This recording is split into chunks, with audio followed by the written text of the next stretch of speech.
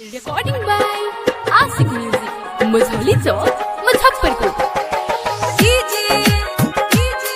हमके भुला जालो नाजिम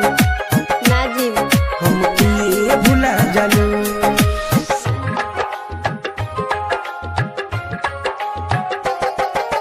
पियऊ के प्यार पाके हमके भुला जालो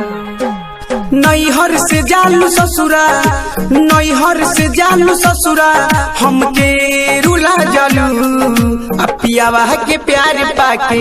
हमके भुला जालू अरे बोलमू के प्यार पाके हमके भुला जालू अरे नैहर से जालू ससुरा अरे नैहर से जालू ससुरा हमके रुला जालू आ बोलमू के प्यार पाके हमके भुला जालू आ पियऊ के प्यार पाके हमके भुला जालू हमके भुला जालू हमके भुला जालू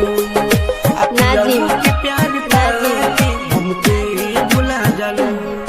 पागल हमें बनैलू अपनन से दूर कैलू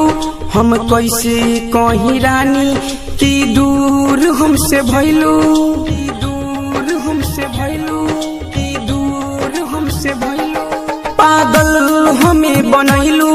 अपनन से दूर कैलू हम कैसे कहीं रानी की दूर हमसे भैलू कैसे कहीं रानी कैसे कहीं रानी हमके रुला जालू अब बोलमू के प्यार पाके हमके भुला जालू अरे पियावा के प्यार पाके हमके भुला जालू हमके भुला जालू। आप सुन रहे हैं सिंगर कुणाल बेदर्दी की आवाज में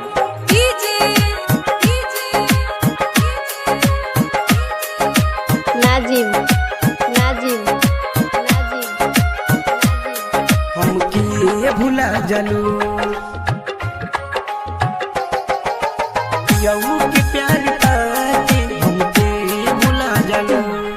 कहे रानी यादव ई कुणालवा न हटे पागल तहर प्यार पावे खातिर ई घर से भागल ई घर से भागल घर से भागल कहे रानी यादव ई कुणालवा न हटे पागल तहर प्यार पावे खातिर ई घर से भागल सपनों में काहे रानी सपनों में काहे रानी हमके याद आवेलू अब बोलमू के प्यार पाके हमके भुला जालू अरे पियऊ के प्यार पाके हमके भुला जालू अरे नैहर से जालू ससुरा अरे नैहर से जालू ससुरा हमके रुला जालू अब बोलमू के प्यार पाके हमके भुला जालू आ पियऊ के प्यार पाके हमके भुला जालू। आशिक रिकॉर्डिंग स्टूडियो मझौली चौक।